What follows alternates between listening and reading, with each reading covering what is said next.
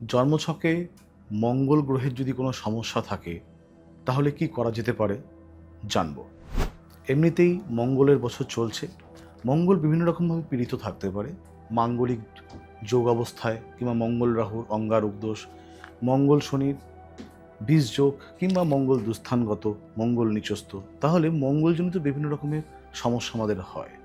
আমরা অবশ্যই গ্রহ সংস্কারের পাশাপাশি যাদের মঙ্গল গ্রহের সমস্যা জন্মছকে আছে তারা অন্ততপক্ষে 7টি মঙ্গলবার নিকটবর্তী কোনো কলা গাছকে আগে থেকে চিহ্নিত করবেন, তাতে দিনের বেলা একবার কাঁচা দুধ ঢালবেন এবং আপনার ছোট বোন, সেটা মাস্তাতো হতে পারে, পিস্তাতো হতে পারে, যে কোনো ভগিনী সম কাউকে, স্ত্রীলোকও এবং পুরুষলোক উভয়ই, বোন যারা রয়েছে কিংবা ভগিনী তাদেরকে লাল বস্ত্র দান করবেন মঙ্গলের উপাচার হিসাবে।